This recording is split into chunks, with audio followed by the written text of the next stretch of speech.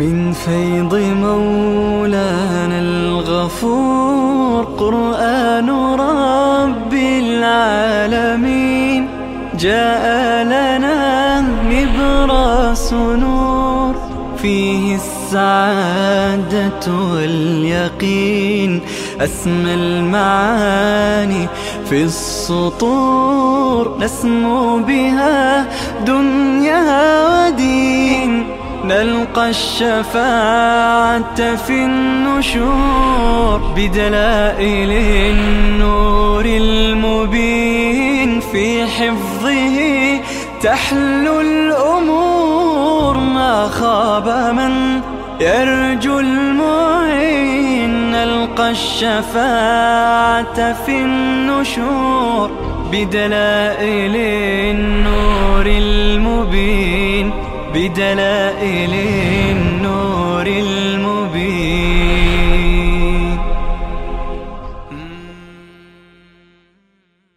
أعوذ بالله من الشيطان الرجيم. بسم الله الرحمن الرحيم. يا أيها الذين آمنوا أنفقوا من طيبات ما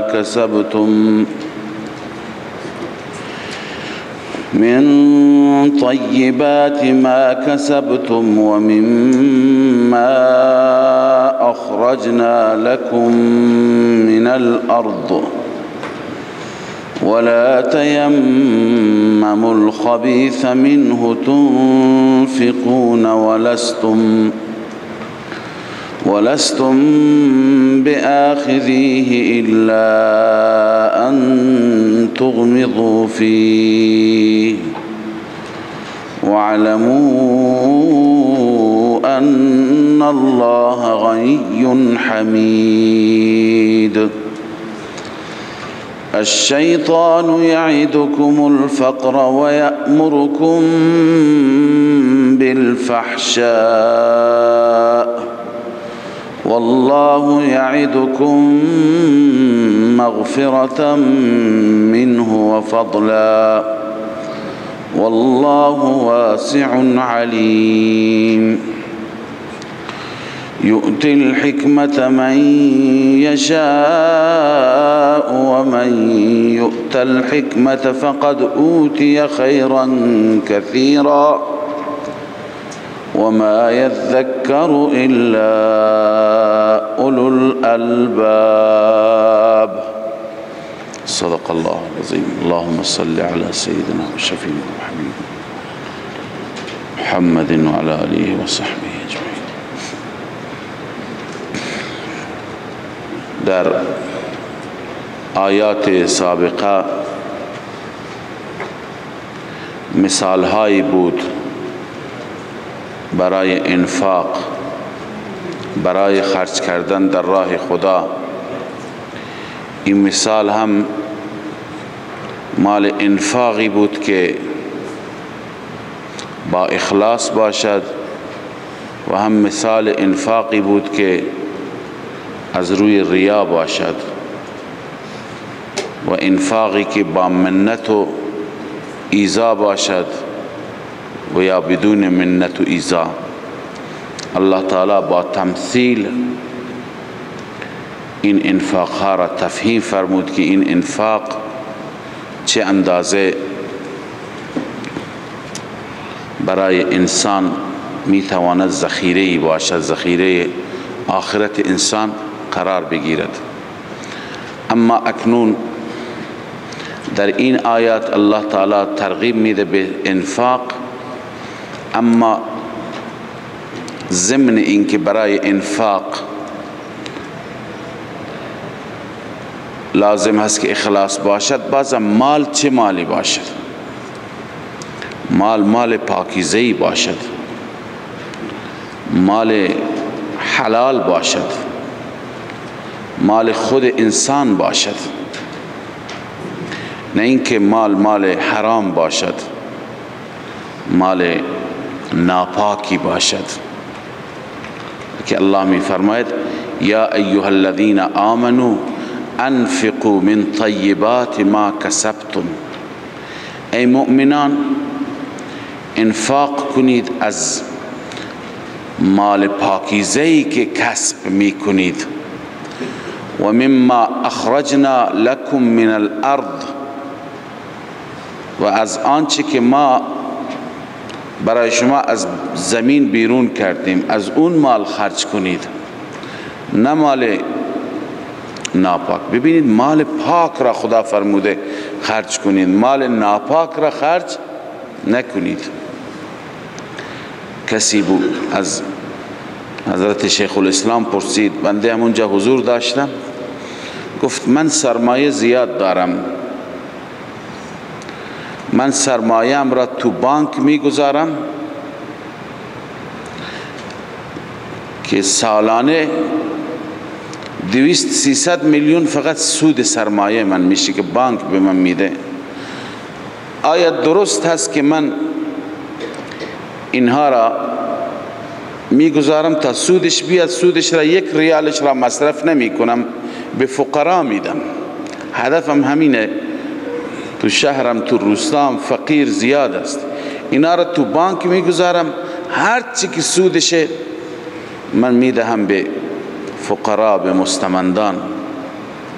مولانا اشاره فرمود که شما جواب بده به بنده. فرمود گفتم که نخیر درست نیست این کار. ناراحت شد، استدلال عقلی آورد که ببینید من هیچ مصرف نمی کنم، مال گذاشته 1 ریال را برای خودم مصرف نمی کنم، اون را به فقرا میدم. خب این کار خیری هست، سال 300 میلیون همه فقرا آباد میشند. بعدن یک مثال به ذهن من آمد، یک زمانی رفته بودم پاکستان، یک نفری را میگفتند که از یک طایفه بود، این نفر کشته شده. تحقیق کردیم دیدیم که بعضی ها اون را شهید میگویند، بعضی ها اون را دزد میگویند. بعد تحقیق کردیم گفتند که این فرد خب از یک قومی بوده، از یک قومیتی بوده و همیشه میگفت که این قوم من، قومیت من اینها مظلوم هستند، فلان قوم حق ما را خورده، حکومت به دست اونها است. لذا کارش این بوده، با یک باند بسیار بزرگی داشته که میرفته اونجا دزدی میکرده، میآورده به فقرا میداده، خودش نمیخورده. باند گفته اینا مظلوم واقع شدن، میرفته که مال مردم را چپاول میکرده، دزدی میکرده و میگفته که این قوم من مظلوم، اینها باید به حقشون برسه. من گفتم که مثال شما مثل همینه، انسان بره دزدی بکنه بگه که من برای خودم نمیارم، برای مظلومی میارم. خب از مال پاک بده انسان. خیلی از مردم هستند که میگویند که سود آمده در بانک، این سود را ما میتونیم به مسجد بدیم، میتونیم به فقیر بدیم.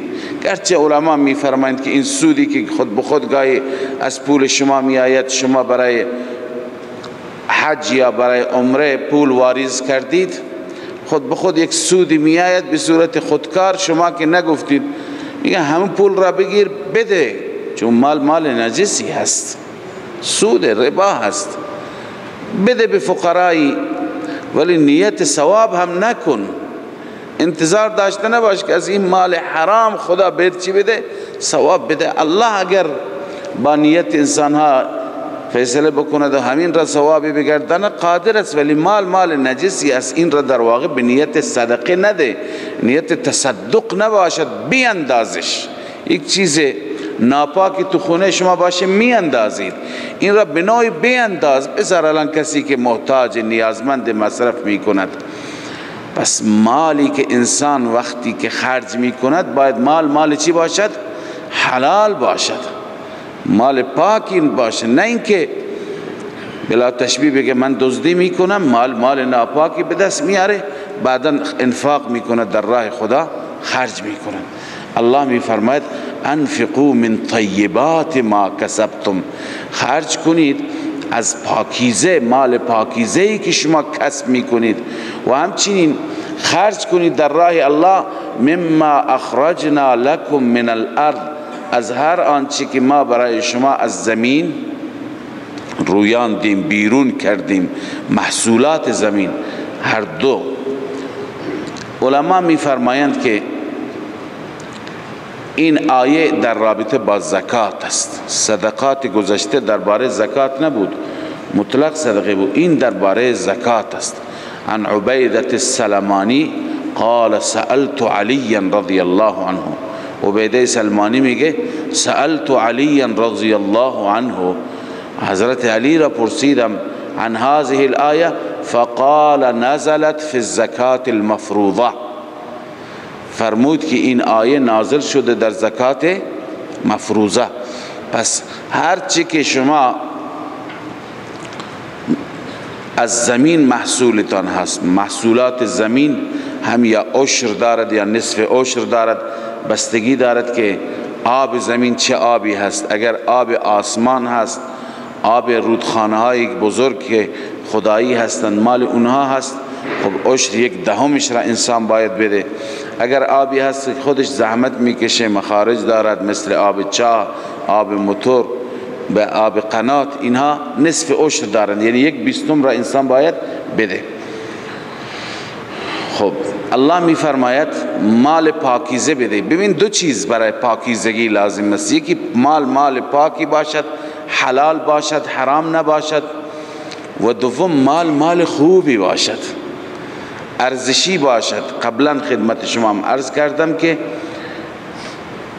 الا بحبه فرمود آیه که مال را بحبه بده، مال بده که خودتون اون را چی دارید؟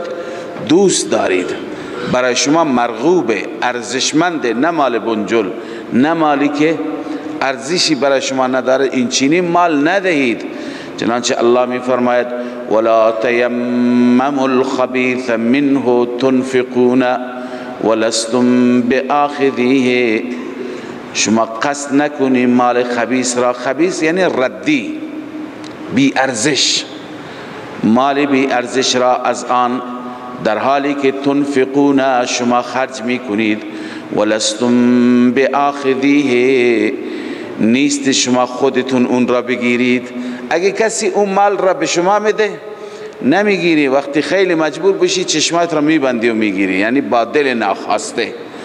ولستم بآخذیه الا ان تغمضوا فیه، شما خود نمیگیرید مگر چشما را میبندید در آن، یعنی با دل ناخواسته میگیری. الان که میخواهی در راه خدا بدی، چیکار کن؟ اون مال را نده، اون ردی را، اون بی ارزش را نده. چرا مال خوب بده؟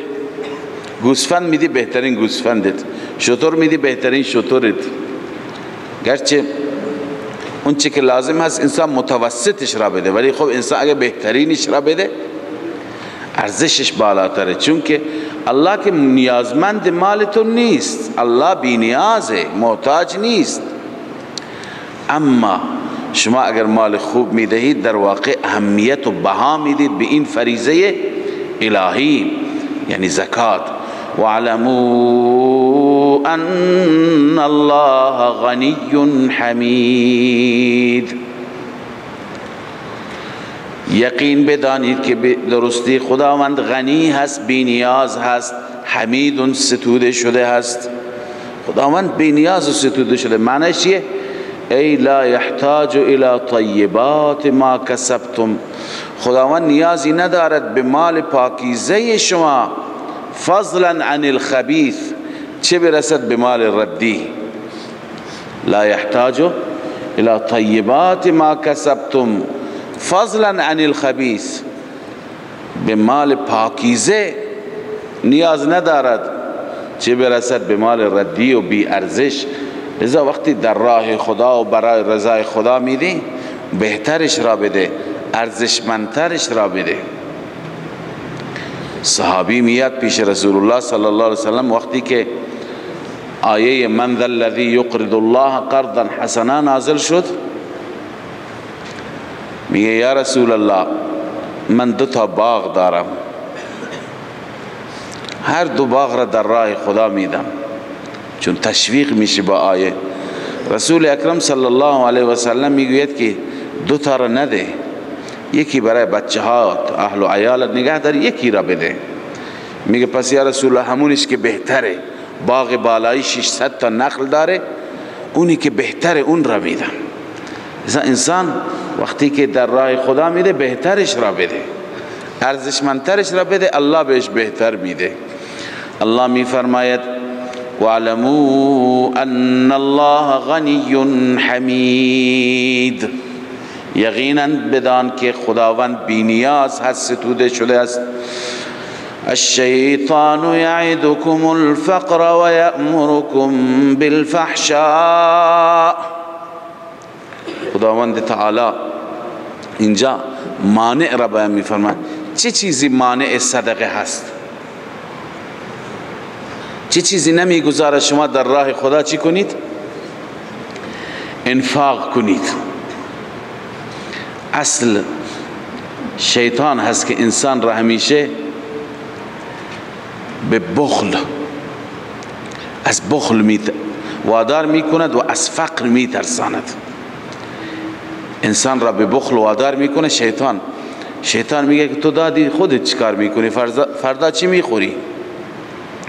فردا چی میپوشی؟ به فکر خودت باش، به فکر زن و بچه‌ت باش. لذا الله اون مانع را اینجا معرفی میکند. الشیطان یعدکم الفقر، شیطان شما را میترساند از فقر. وعد هم به معنی وعده میاد، هم به معنی وعید میاد استعمال میشه. شما را میترساند از فقر. و یأمرکم بالفحشاء، و شما را امر میکند به فحشا. فحشا در تمام قرآن مجید به معنی بی عفتی میاد مگر همین یک مورد. اینجا به معنی بخل است. اینجا فحشا به معنی چی هست؟ بخل است. چنانچه آلوسی هم میفرماد الفحشا ای الخصلة الفحشا و هی البخل و ترک الصدقات. فحشا یعنی چی؟ الخصلة الفحشا و هی البخل و ترک الصدقات، روح المعانی. لذا الله میفرماید و یأمرکم بالفحشاء، شما را وادار میکند، شما را امر به بخل میکند. والله یعدکم مغفرة منه و فضلا، الله شما را وعده میکند به مغفرتی از جانب خودش و فضلا به فضل خودش. الله وعده به مغفرت میکنند، مغفرت ذنوبکم علی انفاق الطیبات، مغفرت ذنوبکم علی انفاق الطیبات. وقتی که شما طیبات را، مالهای پاکیزه خودتون را خرج کنید. و همچنین و فضلا عطاء للرزق. فضل یعنی چه؟ یعنی رزق شما را میده خداوند بالبسط، با فراخی، با فراوانی. این نیست که خرج کنی بعد از اون کم میشه، نه، خرج کنی الله عزوجل یک سفره بسیار وسیع برای شما پهن میکند. عطاء للرزق بالبسط على انفاق الطیبات، با فراخی کسی که بخواد طیبات خرج کند. لذا الله می فرماید والله واسع علیم، خداوند واسع هست، یعنی با وسعت در دربار الله هر چیز هست. علیم هم میداند از شما، از احوال شما خبر دارد، خصوصیات و نیات و اخلاص شما را الله میداند. بر اساس صفات شما، بر اساس اعمال شما خداوند به شما عنایت میفرماید. بل یؤتی الحکمت من یشاء و من یؤت الحکمت فقد اوتی خیرا کثیرا. خداوند به کسی که بخواهد حکمت میده. یؤتی الحکمت، حکمت را چند معنا کردند. ما ابتدای قرآن مجید وقتی که در فضائل تفسیر را داشتیم عرض می کردیم، این آیه را آوردیم که ابن عباس گفته حکمت به معنی فهم قرآن. حکمت به معنی چی هست؟ فهم قرآن، یعنی اینکه انسان قرآن را بفهمد، درک بکند. بعضی گفتن از مجاهد رحمه الله منقول است الحکمه الاصابه فی القول والعمل. انسان هم در قول هم در عمل همیشه مصیب باشد، خاطی نباشد، خطا نکند، اشتباه نکند. حکمت کسی حکمت دارد که همیشه عملش هم خوبه، سخنش هم خوبه، یعنی هیچ وقت دچار اشتباه نمیشه. الاصابه فی القول والعمل، هم در قول در گفتار، هم در عمل و رفتار کردار. در گفتار و کردار انسان چی هست؟ مصیب هست، یعنی مخطئ نیست، خاطئ نیست. همیشه چیزی که میگه درستش میگی، کاری که میکنی بهترینش را میکنی. پس این توفیق را خدا هست به کسی میدهد. کسی این را داشت اون حکمت دارد. بله. و بعضی گفتن حکمت فهم صحیح دین، همین ها یکی هستند. فهم قرآن و فهم دین هست. فهم دین الاصابه فی القول والعمل است. کسی که فهم دین داشته باشد هم همیشه درستش را میگه، هم درستش را عمل میکند. پس الله عزوجل میفرماید که خداوند به هر کسی که بخواهد حکمت میده. یعنی چه؟ یعنی هر کسی را که الله بخواهد فهم بشناسی میکند اون خوب عمل میکند. کسی که فهم دین ندارد اون بد عمل میکند. همون مالی را در راه خدا میده که خودش نمیگیرد از کسی، ولی خودش به خدا و به در راه خدا میده. الله میفرماید یؤتی الحکمت من یشاء، میدهد حکمت را، فهم دین را به کسی که بخواهد. و من یؤت الحکمت، هر کسی که حکمت داده شد، فقد اوتی خیرا کثیرا، این انسان خیر کثیر داده شد. هر کسی که الله بهش فهم دین داد، درک مسائل دینی داد، این انسان خیر کثیر دارد. خیر کثیر دارد. خیر کثیر یعنی چه؟ اصلاح عقاید و توفیق اعمال صالحه. یعنی عقیده کسی درست باشد و توفیق عمل صالح داشته باشد. عقیدهش درست باشد، توحیدی باشد، اهل توحید باشد، اهل خرافه نباشد، و همچنین توفیق اعمال صالح داشته باشد، این انسان خیر کثیر دارد. خیر کثیر این نیست که انسانی در دنیا پست و جاه داشته باشد، مقام و ریاست داشته باشد، یا مال زیاد اندوخته داشته باشد، بلکه خیر کثیر اینه که الله عزوجل به انسانی هم عقیده صحیح داده، خدایش را خوب میشناسد، و دیگه اینکه توفیق عمل صالح دارد. این انسان خیر کثیر دارد. الله می فرماید و من یؤت الحکمت، کسی که حکمت داده شد، فقد اوتی خیرا کثیرا، این انسان خیر کثیر داده شد. و ما یذکر الا اولو الالباب، از این مواعظ پند نمیگیرد، درک نمی کند حقائق را، الا اولو الالباب، مگر عقلمندان، مگر کسانی که ذوی العقول باشند، اونها متوجه می شوند، اونها هم اسراری که خداوند در قرآن داره خوب متوجه میشن. و ما انفقتم من نفقه او نذرتم من نذر فإن الله یعلمه. الله تعالی اینجا بازم تأکید میکند که شما وقتی که چه نفقه میدید، چه نذر میکنید، شما اون را چی بکنید؟ بدانید که خدا میداند. خدا که میداند یعنی اخلاص داشته باشید. اول اخلاص داشته باشید، دوم بهترینش را بدید. هر چیز خرج میکنی شما، یکی خرج میکنه در راه الله، یکی خرج میکنه در راه شیطان. در راه معصیت خرج میکند، جایی که اونجا مبتذل هست و مبتذل را پخش میکند، منکر را شایع میکند، گناه را عام میکند. خب هستن خیلی انسان ها که پولشون را میدهند، میلیون ها پول میدند و بساطی تشکیل میدند، برنامه ای را تشکیل میدند که انسان ها میاند اونجا گناه میکنند.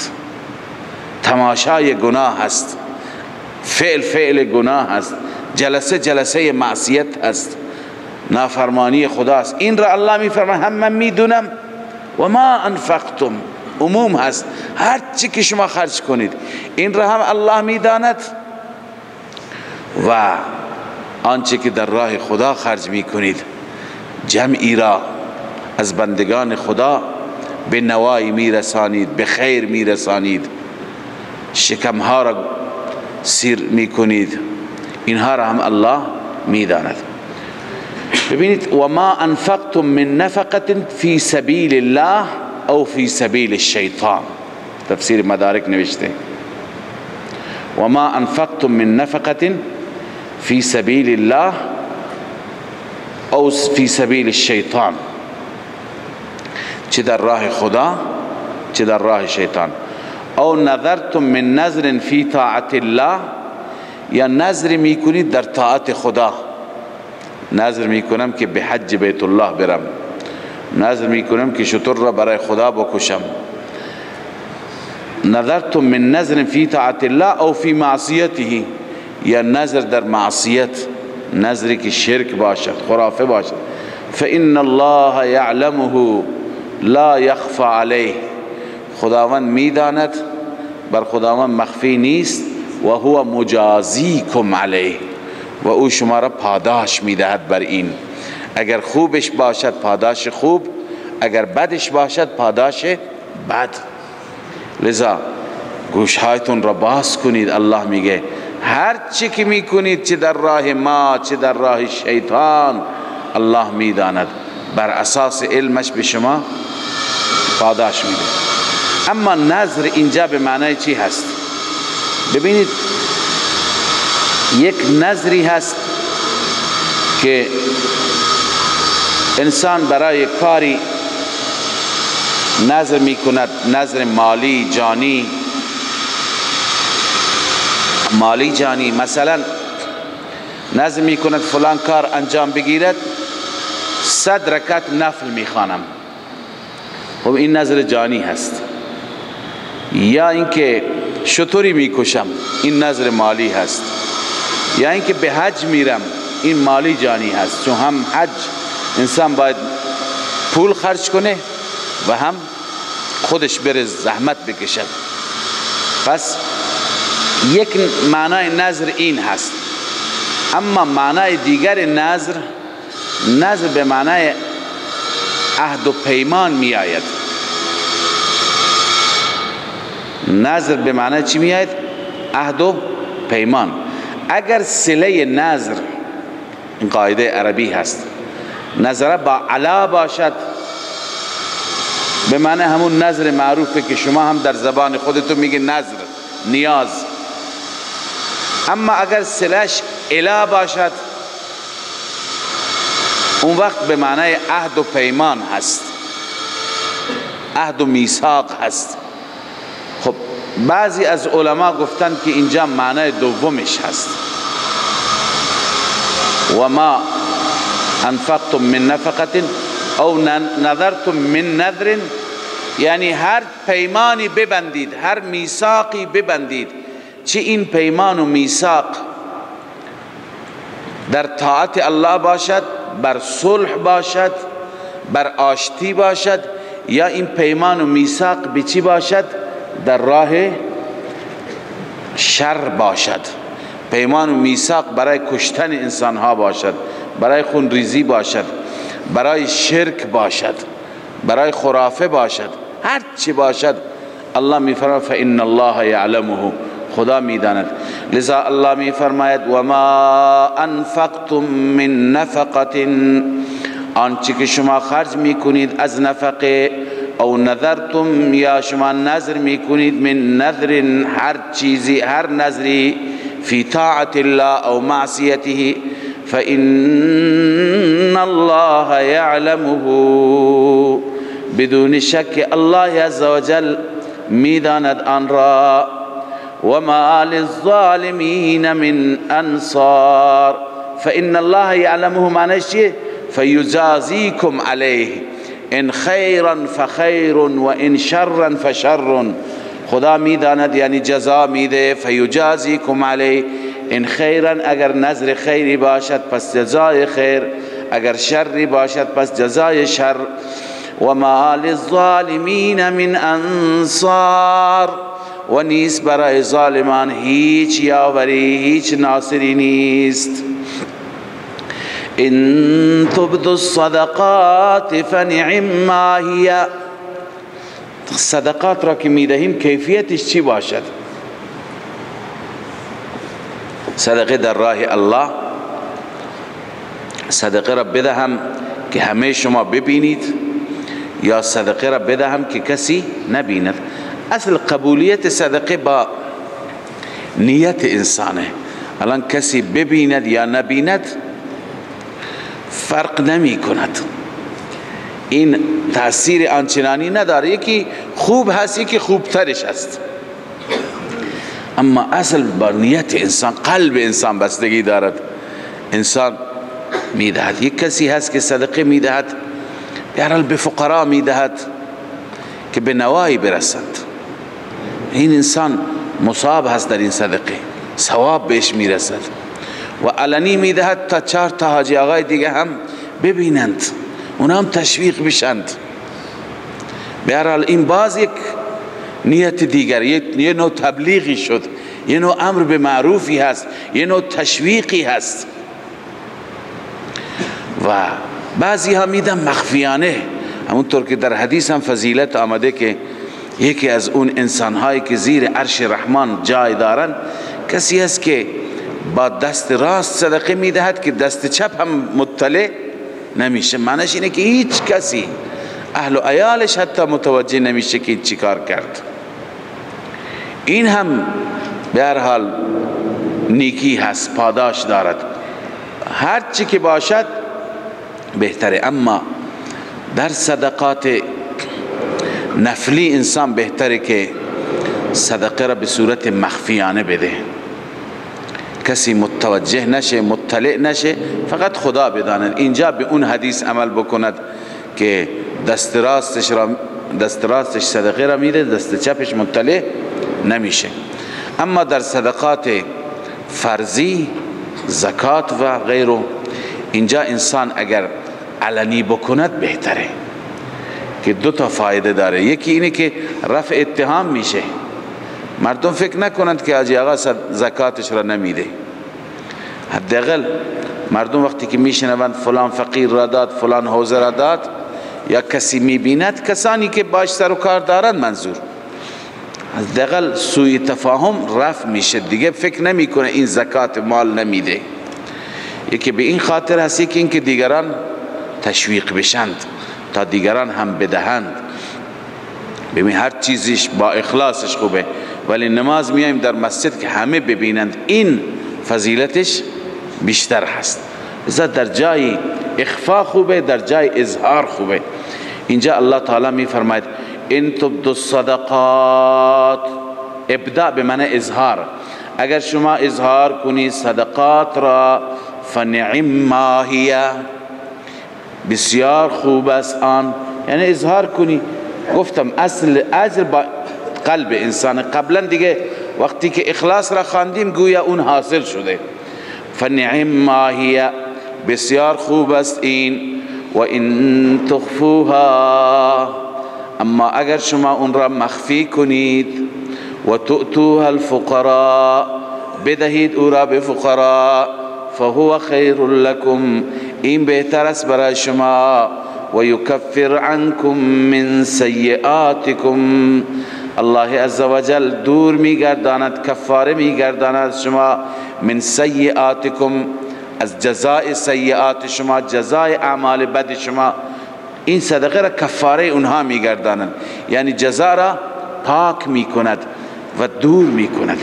خب این صدقه که افضلتر هست مخفی باشد کدوم صدقه هست؟ ببینید که آلوسی میگه والمراد من الصدقات على ما ذهب الیه الجمهور، مراد الصدقات بر اساس آنچه که جمهور اینجا گفتند به اون سمت و سو رفتند من المفسرین صدقات التطوع. روح المعانی مراد الصدقات اونچه که جمهور گفته چه صدقه ای هست؟ صدقات تطوع هست، صدقات نفلی هست.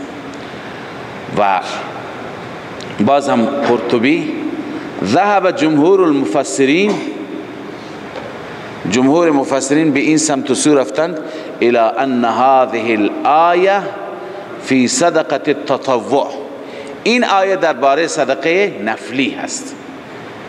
لأن الاخفاء فيها افضل من الاظهار، زیرا اخفاء مخفی کردن اونجا از اظهار چی هست؟ بهتر است، افضل من الاظهار.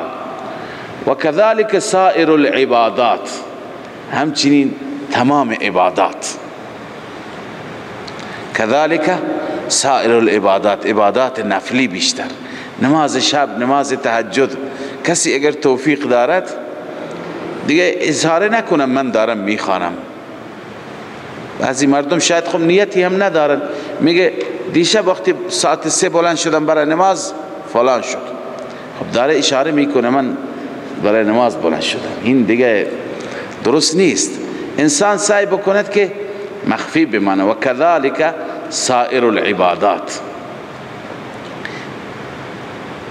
و یک خاطره خدمت شما بگم که یک زمان چابهار بودیم، حضرت شیخ الحدیث اونجا بود، مولانا محمد یوسف، و صبح وقتی که بیدار می شدیم برای نماز، خب انسان همیشه در رابطه با بزرگان خیلی حسن ظن دارد. صبح وقتی که بلند می شدیم می دیدیم که شیخ الحدیث تقریبا زمانی که ما بلند میشیم یا بعد از ما شاید بلند می شدند، خب ما فکر می کردیم که ایشون دیگه مثل ما هستند، همین وقت بلند میشن برای نماز صبح، دیگه نماز شبی نیست. تا آخر ایشان متوجه شدیم نه، ایشون 2-3 ساعت جلوتر بلند میشه، نماز میخونه تا دیر اونجا، به هر حال مشغول یاد خدا هست. بعدا نزدیک نماز دوباره میخوابید. که این همراهان یا شاید عادتش همیشه، یا اینکه این همراهان وقتی که بلند میشن با هم برای نماز بلند میشن. یعنی واقعا بعضی بندگان چنان اخلاص دارند، چنان تواضع دارند که نگو. لذا بعضی ها سعی میکنن حتی اطرافیان هم متوجه نشن که چیکار میکنن، بعضی ها تعریف میکنن. لذا اینجا که عبارت قرطبی هست میگه لأن وكذلك سائر العبادات، همه عبادات الاخفاء فيها افضل من الاظهار. اخفاء از اظهار چی هست؟ بهتر هست.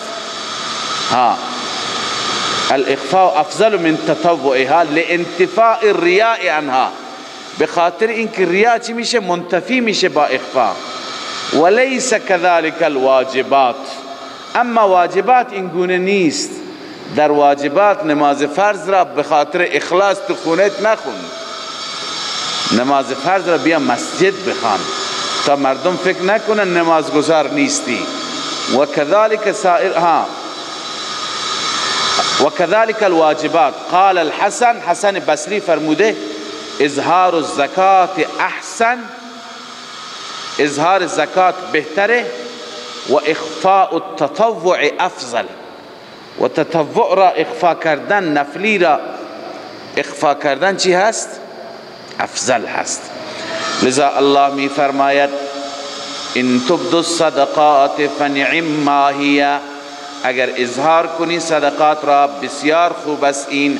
اما و ان تخفوها، اگر مخفی کنید، و تؤتوها الفقراء، بدهید آنها را به فقرا، فهو خیر لکم، اون بهتر است برای شما، و یکفر عنکم من سیئاتکم، و الله عزوجل کفاره میگرداند از سیئات شما، والله بما تعملون خبیر، الله عزوجل به آنچه که شما عمل میکنید خبیر است.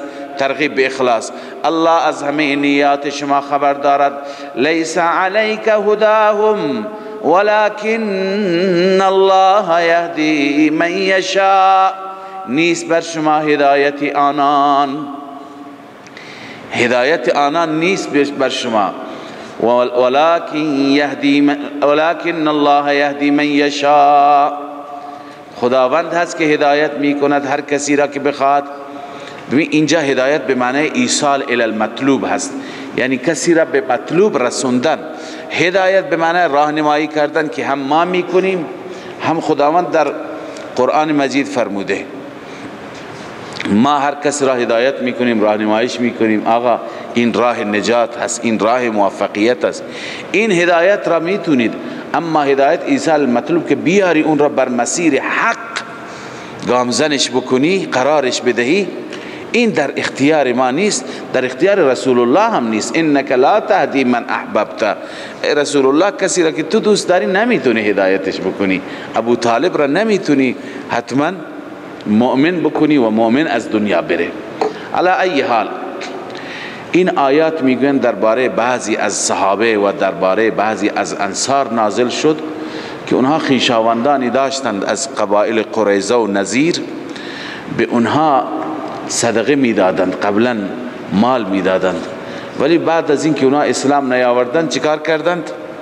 جلویشون را گرفتند. الله تعالی فرمود نه، شما میخواید به این صورت اونها را هدایت بکنید؟ به این صورت هدایت کردن نیست. این نکته بسیار مهمی هست، عزیزان باید توجه بکنند که انسان خوب، انسان مالش را به انسانی بده که به هر حال دیندار هست، ایماندار هست، اینم خوبه، ولی لازمم بگه به بیدینها نده. همه دیندارها که زکات میدن به دیندارها بدند. اون فقرایی که نماز نمیخونند، اون فقرایی که سستی دارند، ضعف دارند، به اونها ندهند. این اخلاق الهی نیست. تخلقوا باخلاق الله. هر کسی که ببینید در دنیا، هر کسی که خدا را قبول داره هم بهش روزی میده، هر کسی که قبول نداره کفر میکند هم خدا بهش میده. هر کسی که راه خدا را برده هم خدا بهش میده، هر کسی که نمیبرد هم میده. بعضی پدرها هستند فرزندی میگه این فرزندو میدم این نماز میخوند، اما یکی دیگه نماز نمیخونه بهش نمیده. این درست نیست. به هر حال وقتی که انسان میده به همه بده، به همه یکسان بده. چرا؟ چون که اون هدایت به دست الله است. انسان تنبیه مالی نکند. گاهی این تنبیه باعث تمرد بیشتر میشه. میگه دیروز میداد امروز نمیده که نماز نمیخونم، هیچ نمیخونم، علیاذ بالله باعث کفر میشه. لذا نفقه اشرا، جیره اشرا، بالخصوص صدقات نفلی، انسان به خاطر اینکه کوتاهی دارد به خاطر این جلوش را نگیرد. اینجا افرادی بودن از انصاری ها، از صحابه رسول الله که قبلا میدادن، بعد از اینکه اونها ایمان نیاوردن ندادن. کان اناس من الانصار، مردمانی بودند از انصار، لهم قرابت داشتند، من بنی قریظه و النذیر، از بنو قریظه و بنو نذیر. کانوا لا یتصدقون علیهم، به اونها صدقه نمیدادند. چرا؟ صدقه را بند کردند. رغبتا منهم فی ان یسلموا، رغبت این که اونها چی بشند؟ مسلمان بشند. اذا احتاجوا، وقتی که نیازمند بشند شاید مسلمان بشند، ببینند که این پسرموها به ما نمیدند، مسلمان بشیم شاید بدند. نزلت الآیت بسبب اولئک، خداوند به سبب اینها آیه نازل. نه خیر، الله میفرماید به خاطر اسلام نیاوردن صدقه را بند نکن، جلوش را نگیر. نه، شما بدید 2 تا پسرمو داری، یکی صالح هست یکی صالح نیست. وقتی که صله رحمی میکنی چیزی میدهی به هر دو بده، نه اینکه اون که صالح هست نمازگزار است دیندار است به اون میدی، اونی که نیست نمیدهی. نه، به هر دو بده. صله رحمی تقاضا میکند به هر دو بده. شرطم نگذار که نماز بخون بهت میدم. شاید همین احسان شما او را هدایت بکند، که نکند لیس علیک هداهم، هدایت اونا بر شما نیست. وظیفه شما چیزی دیگه است، شما وظیفه خودت را انجام بده. وظیفه شما صله رحمی هست، تطوع هست، احسان هست و صدقه دادن هست. لذا الله می فرماید لیس علیک هداهم، نیست بر شما هدایت آنان، ولکن الله یهدی من یشاء، اما الله هدایت می فرماید هر کسی را که بخواهد.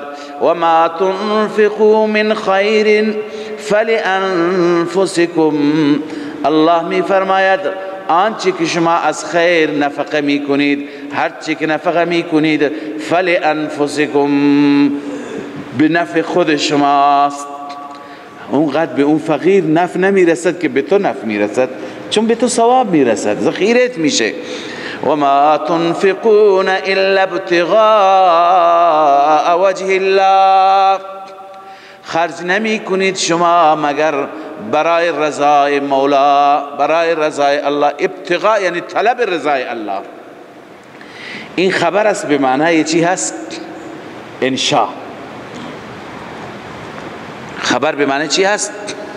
انشاء. و ما تنفقون به معنی نفی هست، به معنی نهی، یعنی خرج نکنید مگر برای رضای الله خرج کنید. و ما تنفقوا من خیر، آنچه که شما خرج میکنید از خیر، یوفى الیکم، برمیگردد، کامل داده میشوید شما، برمیگردد، وفا میشه به سوی شما، یعنی کاملا به شما برمیگردد. فی القیامه پایینش می‌نویسید در قیامت کامل اجرت را پس میگیری. و انتم لا تظلمون، بر شما ظلم نمیشود، یعنی لا یمنع ثواب ما انفقتم، ثواب آنچه که شما خرج کردید از شما جلوگیری نمیشه، به شما داده میشه. پس به اینها خرج بکنید. و دیگه مستحقین زکات را و مستحقین خرج کردن را الله بیان می‌فرماید. للفقراء، خرج کنید برای فقراء. کدوم فقراء؟ الذين احصروا في سبيل الله، کسانی که در راه الله محصر شدند، بند شدند، یعنی خودشون را بند کردند در راه الله. لا يستطيعون ضربا في الارض، نمی توانند ضربا، ضرب یعنی سفرهای تجارتی را میگند، تجارت بکنند در زمین، سفر تجارتی داشته باشند. چرا؟ چون خودش را برای راه خدا وقف کرده. اگه بره سفر تجاری، اگه بره نمیدونم تهران و اصفهان، پس دین کی بخواند یاد بگیرد، علم کی بخواند، تفسیر قرآن کی بخواند، حدیث رسول الله کی بخواند. لذا این خودش را وقف کرده که دین یاد بگیرد. ببینید از این اشارات میفهمید که مصداق چه کسانی هستند. گرچه این آیه درباره اصحاب الصفه هست. اصحاب الصفه طلاب زمان رسول الله صلی الله علیه و سلم در خانه های کپری و در کوله های که اونها درست کرده بودند اطراف مسجد نبی، به هر حال صفه به اون کوله هست، اونها درست کرده بودند، اونجا خانه ای هم نداشتن، زندگی میکردن با یک فقر، با چه تحملی، و درس میگرفتند از رسول الله صلی الله علیه وسلم، دین یاد میگرفتند. و اکثر مجاهدین هم همینها بودند، هم علم یاد میگرفتند و وقتی که جهاد میشد به جهاد میرفتند. اینا خودشون را وقف کرده بودند برای دین و چنان گرسنه بودن. یکی از اینها ابو هریره بود. ابو هریره میگه یک روزی آمدم، چند روز بود چیزی نخورده بودم، افتادم بیهوش شدم، ولی متوجه بودم، حرکت نمیتونستم بکنم. مردم فکر میکردن که این دیوانگی، جنزدگی، جنونی چیزی داره، با هم صحبت میکردن که فلان چیزش هست. من میدونستم ولی اونا نمیدونستن. من از گرسنگی نمیتونستم تکان بخورم. چنان اصحاب صفه با سختی، با مشکلات گذراندند. الله میفرماید شما به اینها بدهید، للفقراء الذين احصروا فی سبیل الله، برای فقراء، آنانی که محصر شدند، بند شدند در راه الله، لا یستطیعون ضربا فی الارض. بنده همیشه عرض میکنم که امروز مصداق اینها اهل علم، طلاب و علمایی هستند که در مدارس خودشون را محصور کردند. اینها می توانند بازارها برند، به زعم خودشان، به گمان خودشان از بقیه مردم در زرنگی چیزی کم ندارند. اینا بلد هستند که برند این طرف اون طرف شهرها کار بکنند، تجارت بکنند، ولی میگن اگر ما بریم که این کارهای دینی را بکنه. لذا به همون قلیل قناعت کردند و میگویند که به هر حال ما هرچی باشد ولی نمیریم به طرف بازار، به طرف تجارت، به طرف کسب و کار. اون وقت علم ضایع میشه، دین ضایع میشه. بهترین مستحقان اینها هستند. حضرت مولانا قمرالدین رحمت الله علیه یک زمانی همینجا در مراسم ختم بخاری در همین مسجد صحبت میکرد، خطاب به مردم فرمود که میخواهید اولیاء را به شما نشان بدم، گرچه خب هر کسی از ما خودمون را میدونیم که ما چه صفاتی داریم، ولی اونهایی که ایشون میفرمودند منظور همون مخلصین هستند، اونهایی که واقعا خودشون را برای علم وقف کردن و هیچ چیزی دیگه نمیاندیشن. به مردم گفتند اولیاء خدا امروزه همین طلابی هستند و مدرسینی هستند که میبینند تمام زرق و برق دنیا را میبینند، تمام زیبایی های دنیا را میبینند، ولی چشم بستند و اینجا به خاطر علم، به خاطر دین، به خاطر قرآن به اون سمت و سو نمیروند، به طرف تجملات نمیروند، به طرف زیبایی ها نمیروند، به طرف کسب و کار نمیروند، چون که اگر بروند دین خدا چی میشه؟ لذا ایشون تعبیرش این بود. لذا مصداق این آیه هم همین طلاب هستند، هم همین علمایی که خودشون را وقف کردن برای دین، نمیرن مثل بقیه مردم و با حقوق اندک اکتفا میکنن. گاهی مردم میپرسند از اساتید که حقوق شما چی هست؟ بعضی اساتید میگن ما خجالت میکشیم بگیم، چون که اگر بگیم باور نمیکنند، فکر میکنند اینها واقعیت نمیگند. مثلا اگه بگیم 300,000 و 400,000 و 500,000، خب امروز زندگی با اینها نمیشه. اگر بگیم مردم باور نمی کنند، یعنی واقعا با قلیل اکتفا می کنند، قناعت می کنند و کار دین را، کار تعلیم دین را به پیش می برند. لذا الله می فرماید للفقراء الذین، برای فقرایی هست که احصروا فی سبیل الله، در راه الله محصور هستند، محصر هستند، لا یستطیعون ضربا فی الارض، نمی توانند بروند در زمین، سفر تجارتی بکنند. ضرب عرض کردم سفرهای تجاری. یحسبهم الجاهل اغنیاء من التعفف، جاهل فکر می کند که اینها غنی هستند. چرا؟ من التعفف، چون از سؤال و از گدایی چی می کند؟ دوری می کند، تعفف دارد. یا مثلا لباس اتو کرده چنان می پوشد غنی نشون میده. هر کسی فکر میکند که ماشاءالله این وضعش از همه بهتر و توپتر هست. تعرفهم بسیماهم، شما اونها را با سیمایشان میشناسید، با علائم ظاهریشون میشناسید. لا یسألون الناس الحافا، از مردم سوال نمی کنند الحافا، اصرار و الحاف بچسبند. الحاف میگن بچسب مردم. پس اون اهل علمی که از مردم میخواهند، اون که سوال میکند اون که چه از مردم چه از دولت مردان به دفاتر میره به خاطر اینکه به هر حال حقوقی بهش بده، به نوایی برسد. اونها تو این آیه نیستن. اونهایی که چشم دوختن به مردم، به جیب مردم، هم اونها تو این آیه نیستن. از مردم سوال میکنن که ما چیزی نداریم، خرج و مخارجمون را نداریم، چیزی به ما بدهید. یا برند از دولت ها بخواهند، از دولت مردان بخواهند. لذا اینها داخل نیستند. کسانی هستند که استغناء کامل دارند، ذره ای چشمشون دوخته نیست. الله می فرماید و ما تنفقوا من خیر، آنچه که خرج می کنید از خیر در چنین موارد، فإن الله به علیم، به درستی که الله آن را می داند. خب اکنون ترغیب به انفاق، الله عزوجل صورتهای انفاق را بیان فرمود، اکنون ترغیب میده.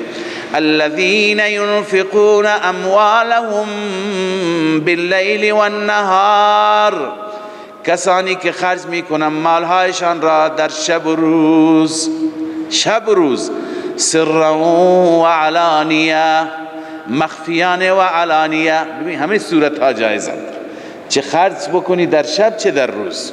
البته شب و روز کنایه از جمیع اوقات است.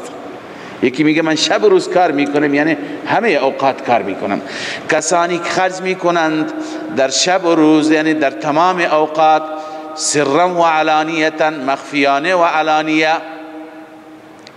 ببین علامه آلوسی باز میگه المراد باللیل والنهار جمیع الاوقات، المراد باللیل والنهار جمیع الاوقات، كما ان المراد بما بعده جمیع الاحوال، سرا و علانیه. مراد از اینم چی است؟ جمیع احوال، در هر حالی خرج میکنند، جایی ظاهر میکنند، جایی ظاهر نمیکنند. بله، اما ببینید هم خدا جمیع اوقات را فرمود. نکته جالبی اینجا آلوسی میخواد برای شما بیان کنه. هم جمیع اوقات را فرمود، هم جمیع احوال را فرمود. اما وقدم اللیل علی النهار، لیل را بر نهار چی کرد؟ مقدم کرد. چون در شب اگر بدی کسی، کمتر کسی میبیند و روز هر که میبیند. پس بهترش کدوم است؟ اون که کسی نبیند. و سر علی العلانیه، و سر علی العلانیه، و همچنین سر را مقدم کرد بر علانیه. به خاطر چی؟ للایزان بمزیت الاخفاء علی الاظهار، به خاطر اینکه الله تعالی اعلام بفرماید که اخفا بر اظهار چی دارد؟ مزیت دارد، امتیاز دارد، برتری دارد. بهتر اینه که چیکار بکنی؟ مخفیانه بدی. از شب و روز بهتر شبش را بدی، از سر و علانیه بهتره که چی؟ سرن بدی. لذا میفرماید آلوسی که این نکته اینجا هست. پس کسانی که خرج میکنند در شب و روز، سرا و علانیتا، مخفیانه و علنی، فلهم اجرهم عند ربهم، برای آنان پاداششان هست نزد پروردگار، نزد پروردگارشان. ولا خوف علیهم، نیست خوفی بر آنها، نیست هیچ خطری برای آنها، دفع مضرت.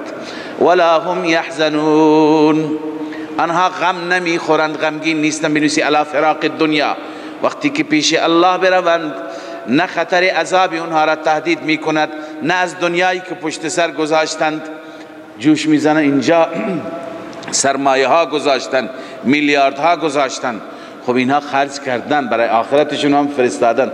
اونجا وقتی که برن نعمت های اونجا را ببینند، نسبت به اون چی که در دنیا ترک کردند غمگین نمیشوند. صدق الله مولانا العظیم. من فيض مولانا الغفور قرآن رب العالمين، جاء لنا نبراس نور فيه السعادة واليقين. أسمى المعاني في السطور، نسمو بها دنيا ودين، نلقى الشفاعة في النشور بدلائل النور المبين، في حفظه تحلو الأمور، ما خاب من يرجو المعين، نلقى الشفاعة في النشور بدلائل النور المبين، بدلائل النور المبين.